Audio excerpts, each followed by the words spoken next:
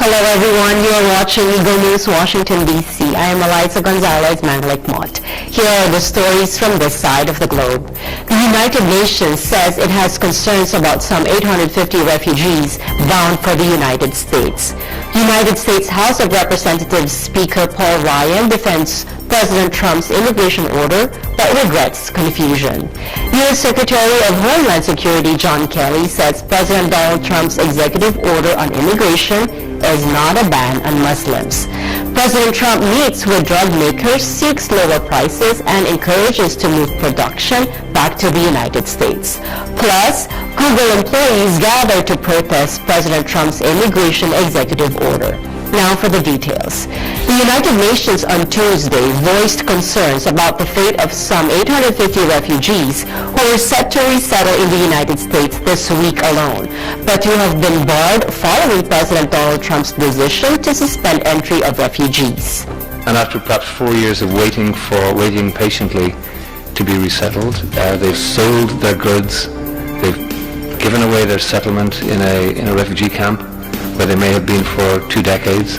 They've lost their livelihood, given away their job, handed back their ration card, only to be told, at the last minute and rather cruelly, that to go back to the refugee camp. So that's what we're concerned about, is their protection, their security, their safety. I think that's certainly it's IOM's focus at the present time.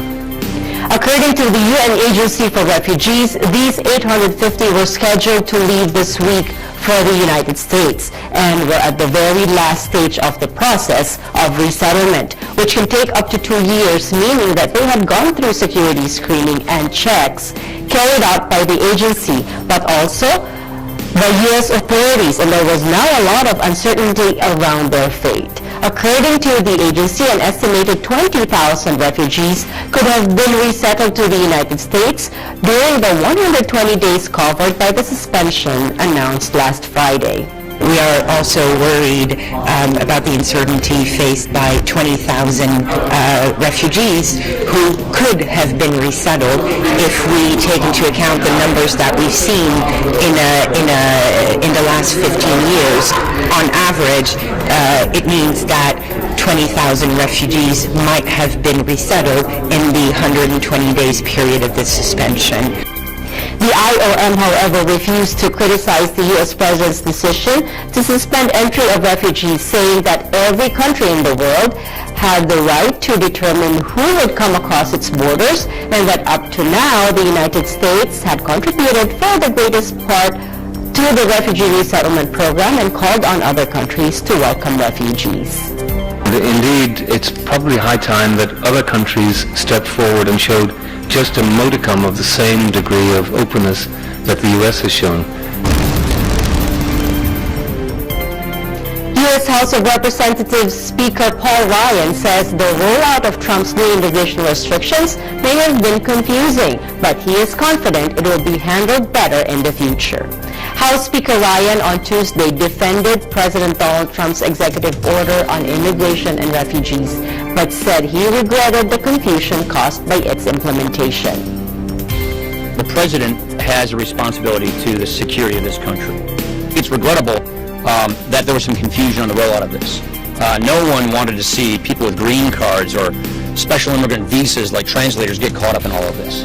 And so I think regrettably, the rollout was confusing, but on a go-forward basis, I'm confident that Secretary Kelly is going to make sure that this is done correctly, that they get a good review, and that we are going to make sure that we get this program up and running with the kind of vetting standards that we all want to see. The Wisconsin Republican said he spoke at length with the U.S. Homeland Security Secretary John Kelly and was confident that he is, on a going-forward basis, going to make sure that things are done correctly.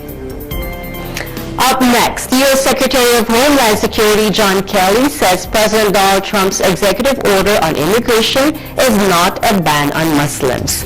President Trump meets with drug makers and seeks lower prices and encourages to move production back to the United States. Plus, Google employees gather to protest Trump's immigration executive order. Eagle News, Washington, D.C. will be right back.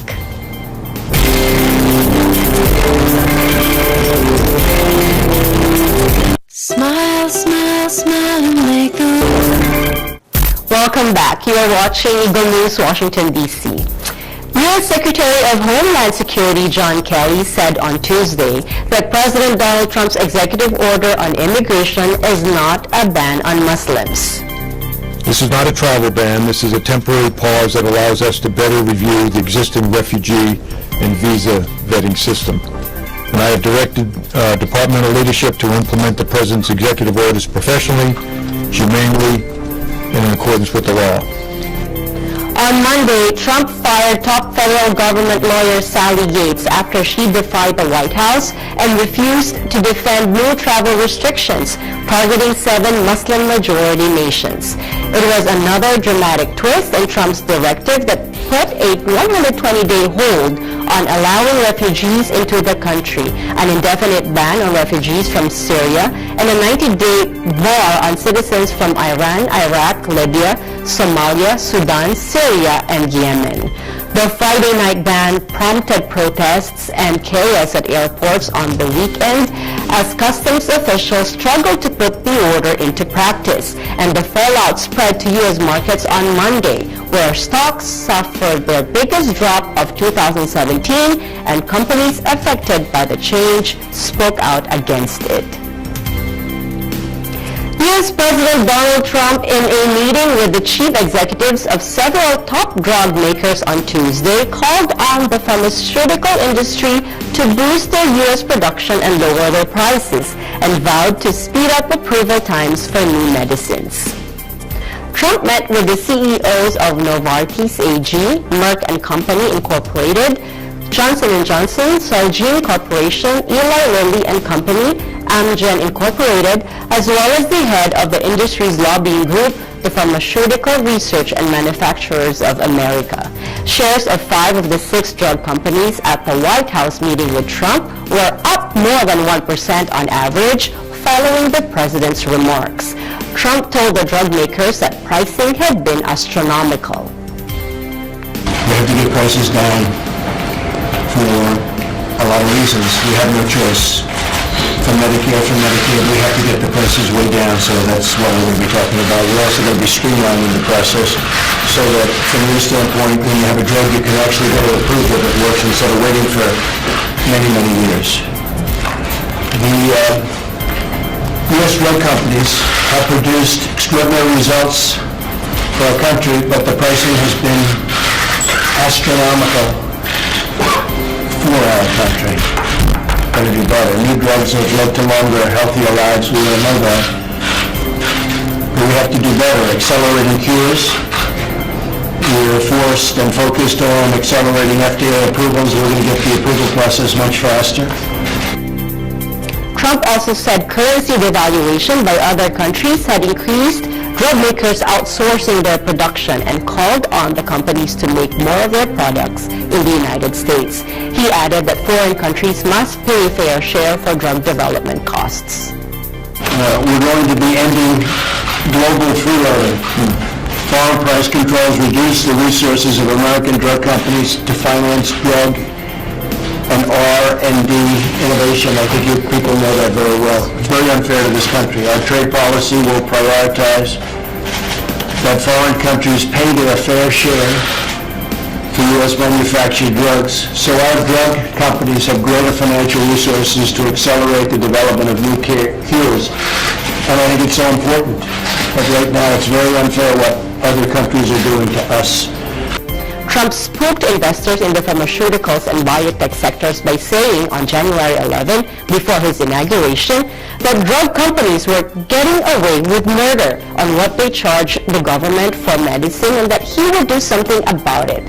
That prompted the pharmaceutical lobbying group to unveil a new TV marketing campaign last week to improve its image by focusing attention on strides in research.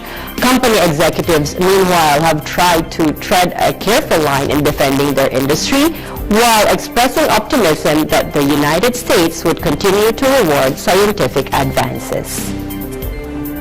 Up next, Google employees gather to protest Trump's immigration executive order. Eagle News, Washington, D.C. will be right back.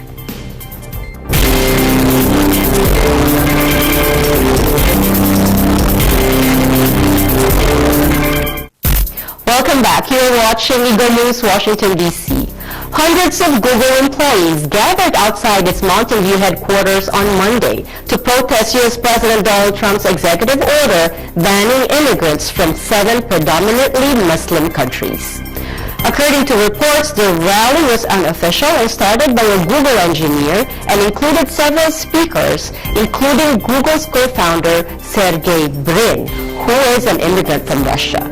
The Wall Street Journal reported that an email sent by Google CEO Sundar Pichai said that 187 employees of Google were impacted by the executive order. Earlier in the afternoon, nearly 1,000 Google employees held a similar march in San Francisco to rally against the ban. Most U.S. corporate bosses have stayed silent on President Donald Trump's immigration curbs, underscoring the sensitivities around opposing policies that could provoke a backlash from the White House. While the leaders of Apple Incorporated, Google, and Facebook Incorporated emailed their staff to denounce the suspension of the U.S. refugee program and the halting of arrivals from 7 Muslim-majority countries, many of their counterparts in other industries either declined comment or responded with company statements reiterating their commitment to diversity. That is today's Eagle News, Washington, D.C. Join us again next time as we bring news that matters to you. Visit our website at www.eaglenews.ph. Follow us on Twitter at www.twitter.com/EagleNewsPH. I am Eliza Gonzalez Manglik Mott, always one with 25.